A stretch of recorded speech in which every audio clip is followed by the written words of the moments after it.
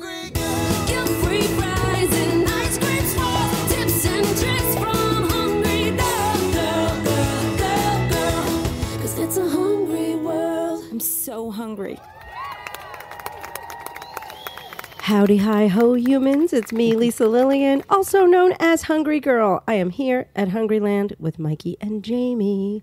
Hello. Hello. You are chipper this morning. I'm very chipper. You want to know why? Why? Because I pretty much, like, I have like one item on my bucket list, and I don't want to say I achieved it last night, but like, all right, it's a close second. What Last was it? night? Last night. This is breaking news for us. So the thing I've been joking about for years is that the only item on my bucket list is to have frozen yogurt with Lester Holt, right? You know that. Yeah. Yes. And last night I had barbecue with Josh Mankiewicz. That's close enough. Wow. Very, very close. It was amazing. Wow, that's awesome. For those of you who don't know who Josh Mankiewicz is, he is one of the Dateline correspondents, and I love watching true crime. I don't know, like, I feel like there's a lot of true crime fans in our audience. Yeah, well, that's a big in the podcast world. Right, but and that is true, and also with women, like women who like healthy food, apparently, because there's a lot of crossover. So I ran into him accidentally the other day, and then we all booked a dinner. So That's awesome. so my husband and I took him out to dinner, and we had barbecue with him. So That's he's bananas. local? He's local, and Wow. I said to him, you know, there's got to be a way we can have you on the podcast, and he seemed open to it. We talked about maybe doing like eating healthy food while you travel, and I was giving him tips. And I think, what do you think? You think Yeah, that'd he'd be be good to awesome. have on? Mm-hmm, for sure. Should we ask the audience? Yeah, let's do it. Okay, guys, should we have Josh Mankiewicz from Dateline on the Hungry Girl podcast? You should text Mike. 805-380-8075. What if he did like a true crime food thing, like something like some mystery that had to do with something in the food industry, like some father killed their mother to become the heir to some Food come. Yeah, Now the- you're gonna have to like create this scenario because it doesn't sound familiar. But I'm sure there's been like maybe like in the Heinz Corporation there's like some secret that nobody knows about. maybe. I don't know. never But in the know. meantime, I don't know if the audience wants that or if they just want food info. Yeah. I don't know. I just was like totally starstruck and excited about it. And it was fun. So Cool. that was my exciting week. All right. That's why I'm chippered today, people. It makes sense. And it is also because it's a really great episode we have. We have our weight loss Q&A February edition. Yeah. I really exciting. like these. We get real questions from you guys. So call in. Mike, where do they call? 805-380-8075. And you can just ask your questions and we may show up and answer them, or you could just tell us if you want Josh Mankiewicz on the podcast. Either or. Yeah. Yeah. Anyway, so we have actual voices and people. So we like that. Again, a lot of times people text you, but we love when we actually hear your Yeah. voices. Yeah. So don't be shy. No. All right. So what do we got, Mike? Breaking news. All right, Trader Joe's has released its 11th annual Customer Choice Awards. Here are some of the highlights for you. So the favorite, and this is no surprise to me, the favorite overall is the Everything But the Bagel Sesame Seasoning Blend. The favorite entree was the Mandarin Orange Chicken. I think we tried that on the podcast, didn't we? Sounds familiar. I know people are obsessed I think with we it. did, yeah. Did we? Yeah. I know it's like a little high. The stats are a little high, but like it's the most popular. Anytime you meet anyone, they just like Yeah. flip out over this Mandarin chicken. This one we tried. The favorite vegan-vegetarian item is the cauliflower gnocchi, and the favorite cheese is the unexpected cheddar. I had no idea what unexpected cheddar was, but it's cheddar that you wouldn't expect. I think it's really sharp. Oh, okay. I mean, it really Well, is isn't that- unexpected. Isn't that sharp cheddar? Yeah, but I think calling it unexpected made it unexpectedly Yeah. popular. I mean, to me, unexpected cheddar would have like chocolate chips in it. Oh, wow. That would be unexpected. That would be inedible What cheddar. No, that could be good. No, I think Mike. peanut butter and cheddar would be good. I don't. A sandwich, Personally. a peanut butter with slices of cheddar. Awful. Oh. That would be to me. I don't know. Maybe I'm Could wrong. be, you never know. You're not going to find it in a Hungry Girl recipe anytime soon. But I love that they have these awards. I think Trader Joe's plays into the campiness and the fun of their own brand, and the fact that they release this information. It's just so smart. I wish they cared we were alive. It makes me sad because we're such fans and such I know. supporters. But anyway, I like to think we were partly responsible for some of these making the list. Oh, though. for sure. Definitely. Certainly the everything but the bagel seasoning, and also the cauliflower and gnocchi. Yeah. So Yeah. yeah, go Trader Joe's. Yay. What didn't make the list that's your favorite from Trader Joe's? Well, actually, the one that did make the list for best sweets thing, I can't remember the exact category, but the dark chocolate peanut butter cups. I yeah, love that those. made the list. That made the list, yeah. Everybody loves their peanut butter cups. Yeah, they're great. I think they are Yeah. better than, Them in, I'll say, them in Kirkland, they make the dark chocolate peanut butter cup better than the Reese's dark chocolate peanut butter Wow. cup. You're Yeah. a peanut butter cup expert. I do know my peanut butter cup. All right, before we start on these questions, I'm going to remind everybody, if you are not subscribed to the podcast, you should do that. Also, if you're not subscribed to Hungry Girls Daily Emails, you are really missing out, and you can do that at hungry-girl.com. Am I wrong in saying that they need to really sign up for the emails? They should, yeah. Can't imagine that anyone listening to the podcast is not already getting the emails. I don't know, but if you're not, you need to call and tell us why. 805-380-8075. And right after you do that, subscribe. Yes. Okay. All right, we're going to roll into the first question. Hey guys, this is Tracy from New Hampshire. I just had a question, and I was wondering how you avoid turning a mistake, like having a few drinks and thinking a plate of nachos is the best idea in the world, from becoming a week-long or month-long guilt trip binge festival. So if you could answer that, that would be great. Thanks, and have a great day. Tracy, that's a very, very good question. I think a lot of people struggle with that. The thing is, it's really more of a mental thing. Like when you go off the rails, or not even go off the rails, but go off of your healthy eating plan for whatever reason, you slip up a little. I don't know that I never think eating a plate of nachos is a great idea. I always kind of feel bad when I'm doing it. Isn't that terrible? Like I always kind of feel a little like, I know I shouldn't be doing this. But there are times when I do that. And I absolutely, because I'm such a foodie, I think we all overeat. Like we'll eat things that we say, we wish we didn't. And I think the key for me is to just stop it in its tracks. Like when it happens, right after it happens. I think where people sort of make the biggest mistake is they think, all right, this day is shot. Oh, this week is shot. Oh, this month is shot. I'm just going to keep eating. I already ate so much. It's the same mentality as like people used to make fun if you go to McDonald's and get French fries and a Diet Coke. And it's like, no, you save where you can. So just because you ate a plate of nachos or you drank too much or you ate things you shouldn't have eaten, that doesn't mean you just throw in the towel for the rest of the day. You know? Do you think people use it a little bit as an excuse? Like, because I agree with you. I feel bad if I make those choices. And do you think people almost feel better if they just say, well, today's shot? It's like they're giving themselves permission. I mean, maybe, but they have to realize that it's not that if it's shot, that's it. Like if you had an extra 800 calories, that's okay. Like if you eat an extra 3,000 on top of that, then you could actually start gaining some real weight. So the thing is, if you stop it in its tracks or you try to counteract it, like what I like to do, if I make the wrong choices, like in the afternoon, sometimes I'll just go like really light on dinner, or I'll make sure I get on the treadmill and walk for an hour and watch an episode of Dateline or something to know that I'm burning calories, and it makes you turn that negative experience into a positive. And I feel like that's what always makes me feel the best, because you could feel so bad at 2 p.m. having made bad choices, and then by the next morning you could feel better than you thought you could.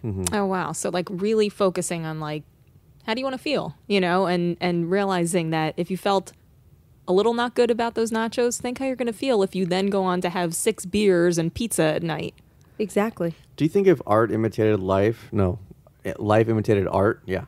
That when Willy Wonka came out with those like, I guess they were like everlasting gobstoppers, but they tasted like food, like blueberry pie and steak dinner. Remember those? Remember that from the movie? Yeah, I think maybe were Like, those if two those- different things. Maybe. I can't remember. But if, I do remember But those. if those were ever invented and you could just like have a lozenge that tastes like a steak, do you think that would curb people from overdoing it?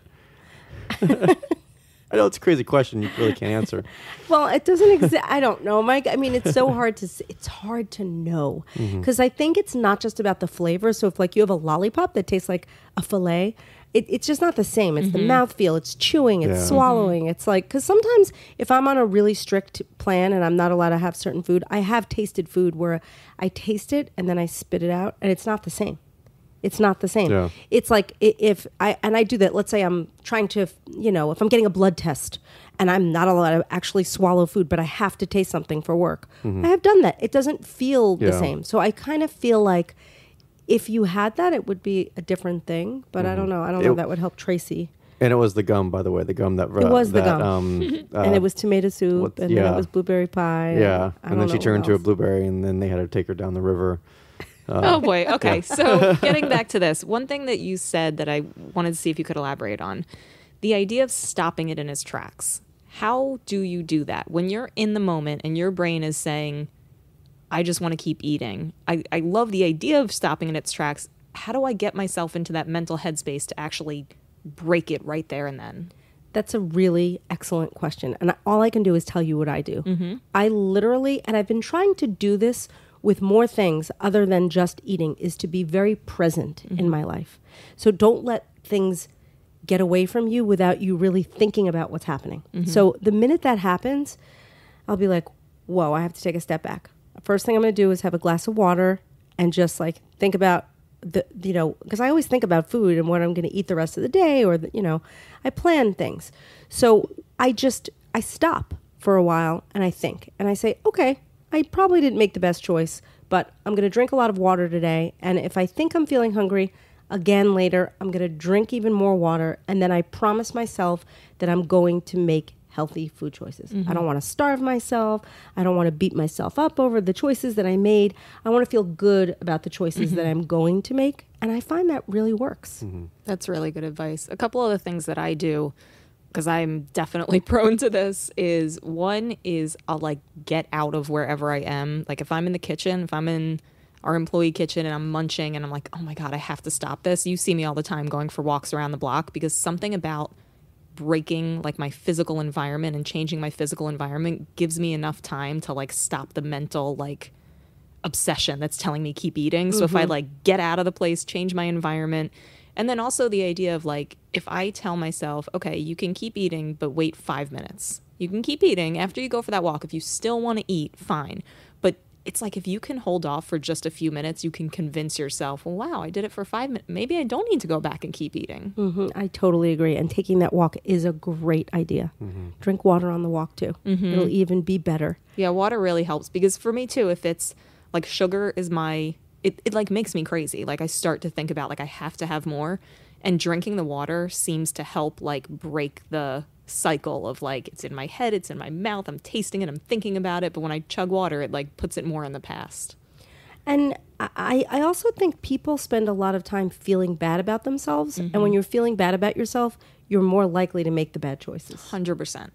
So don't beat yourself up. We're all human and we all we all do this. Yeah. Like nobody's perfect and nobody is, even the people you think are perfect, they're not perfect. So true. 100% of the time. So true. I see how you eat, Lisa. No, kidding. No, I mean, it's true. And so don't just try not to beat yourself up and realize that you will feel better the next morning.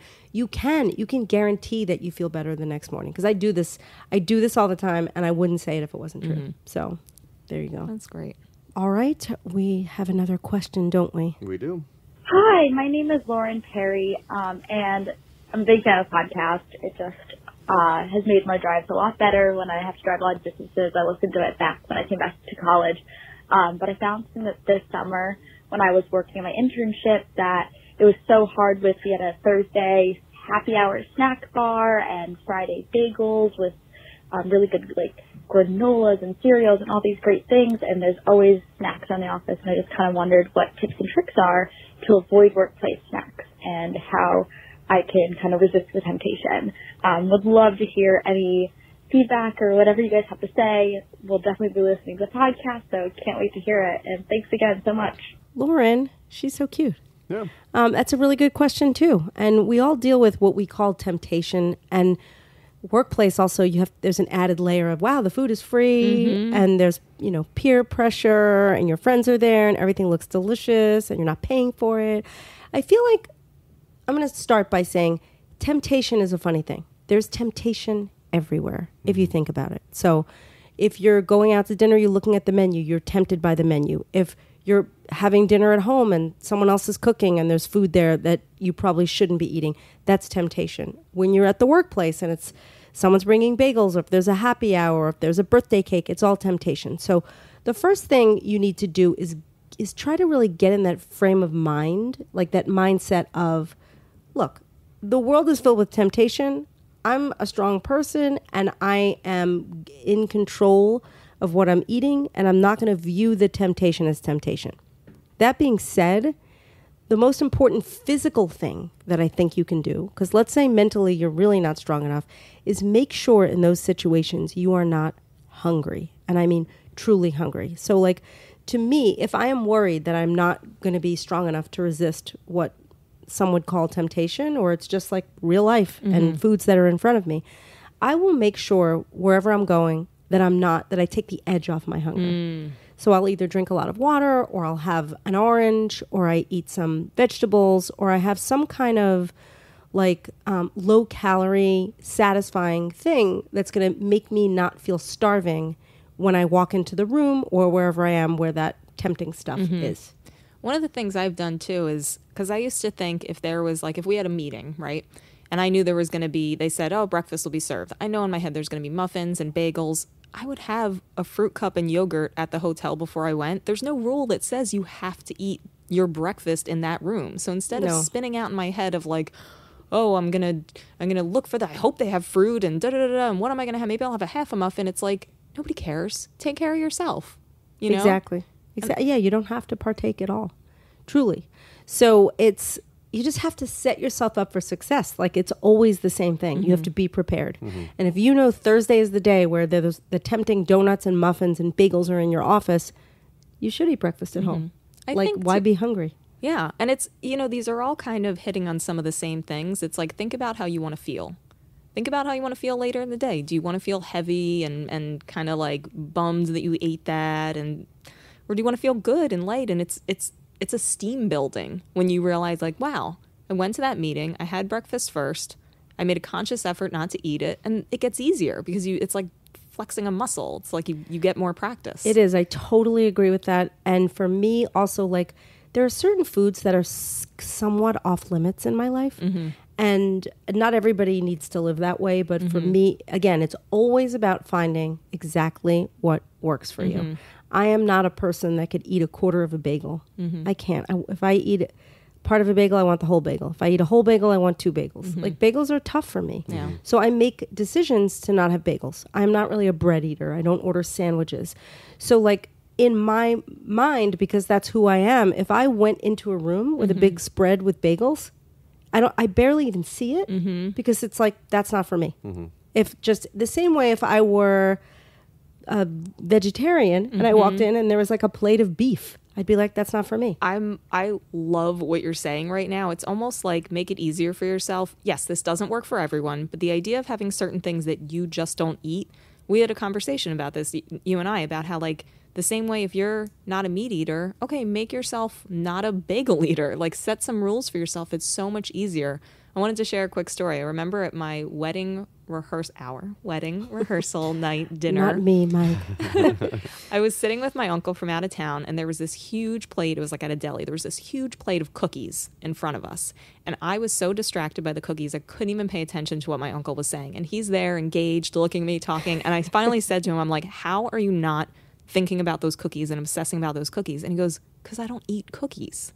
Like, it wasn't even, he knew, and he's one of us, He was like, if I eat one, I'm going to eat 100 and I will be thinking about them. But I thought that was like great. Like, he just, in his mind, was like, I am not a person who eats cookies. And then it was so much easier for him to make that decision. Yes.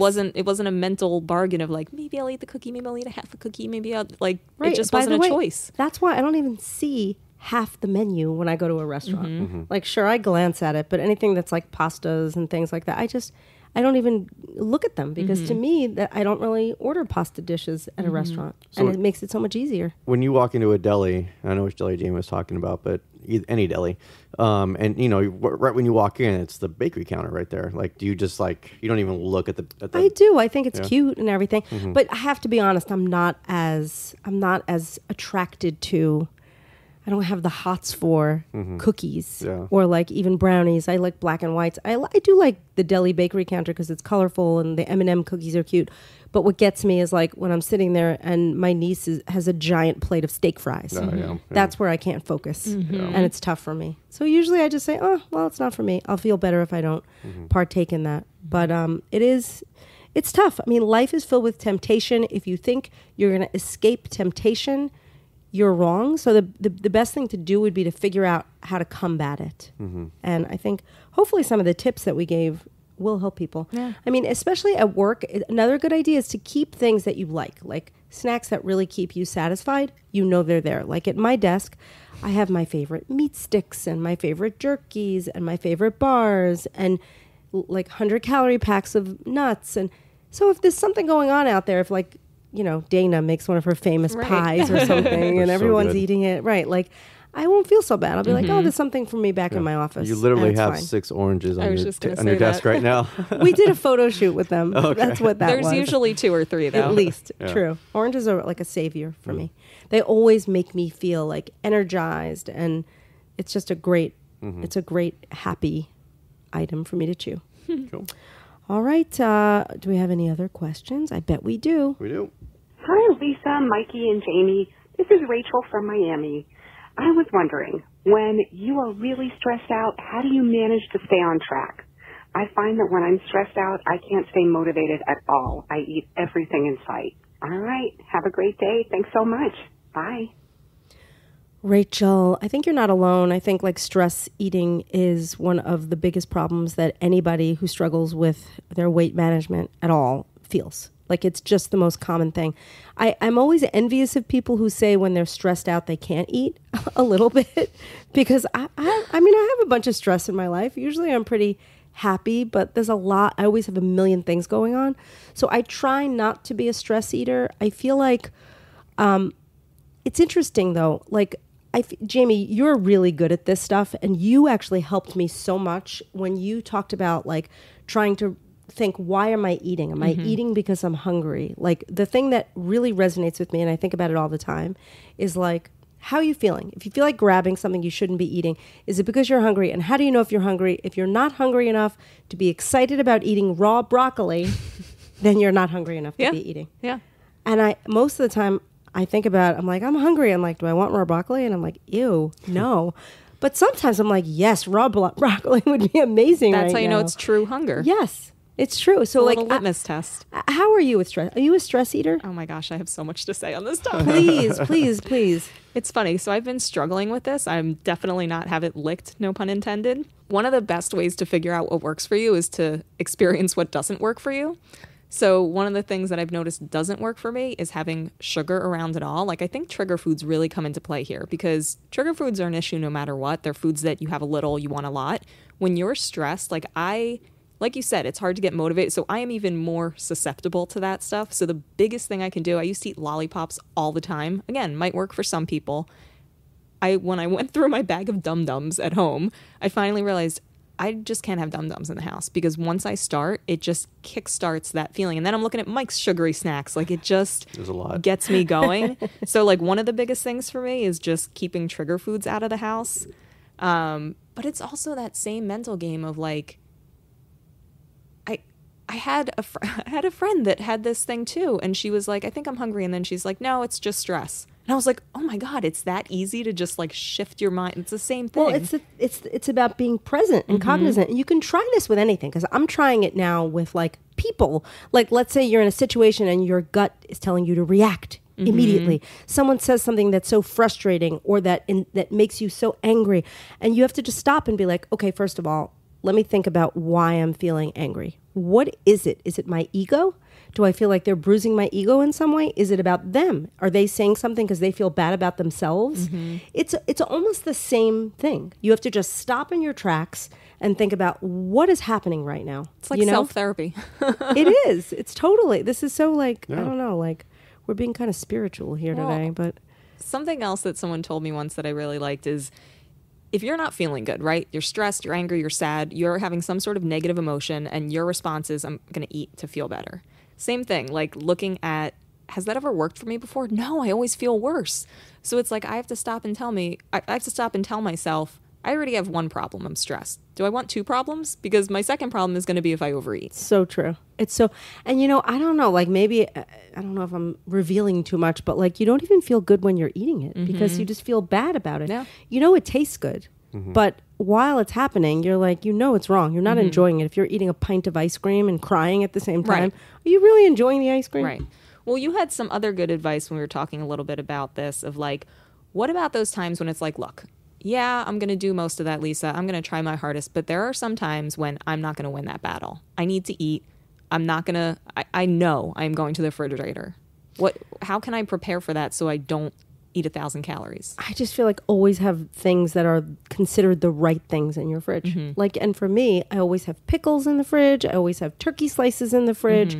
I always have lots of fresh fruit around. I have tons of protein options. There's always hard-boiled eggs in the fridge. There's always, there's so much stuff. Yeah. Like, I feel like that's why, and this is totally changing the subject, but it's somewhat helpful. Like when we were on the Hungry Girl cruise, I felt like the cruise is the last place that I would overeat because there's so many good options around. So there are days if I open the fridge and like the only thing staring at me is something that's not so good for me, it's hard to resist that. But if the other stuff is there too, it's just so much easier. So just set yourself up for success and not failure.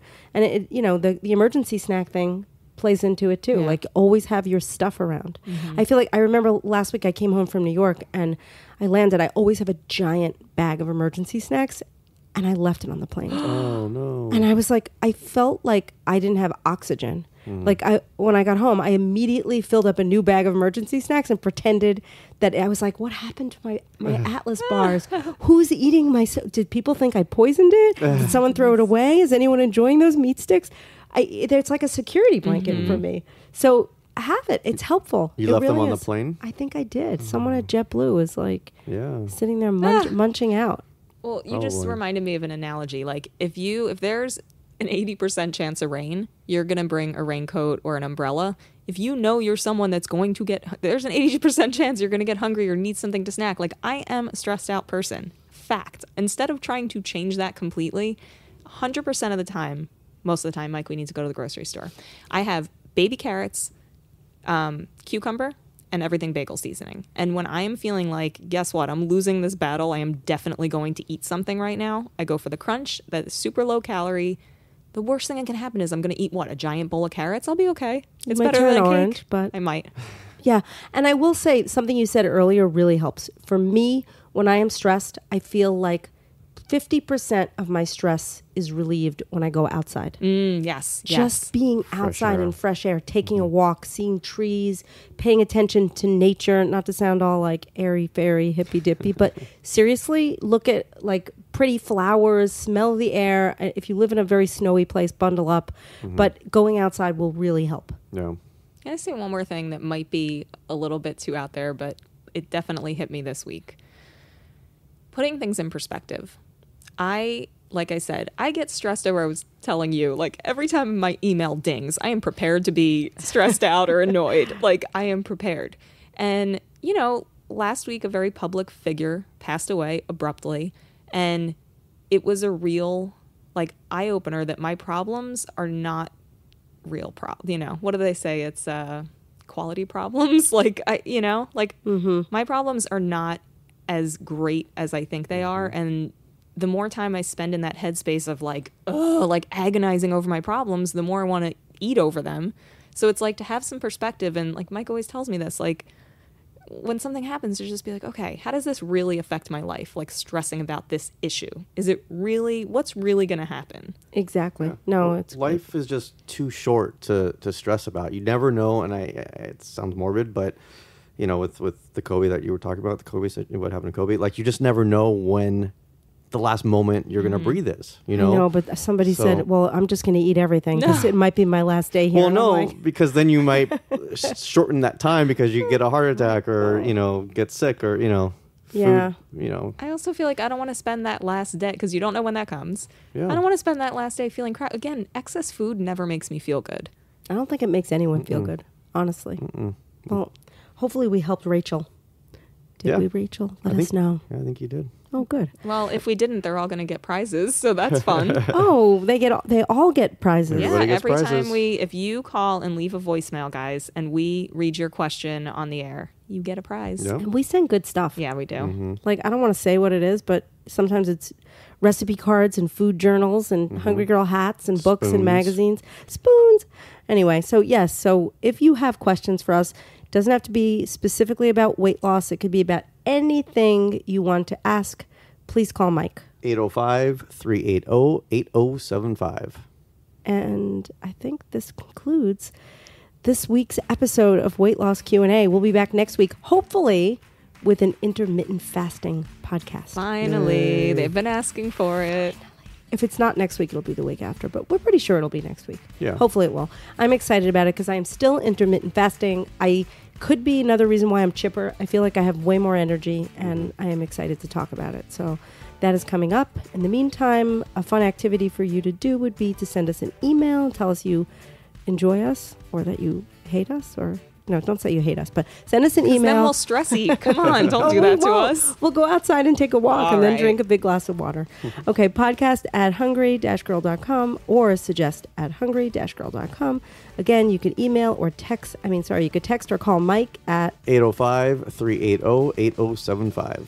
and you could sign up for daily emails at hungry-girl.com. Follow us on Facebook, and you can join our What's Chewin' community, which is like the place to be.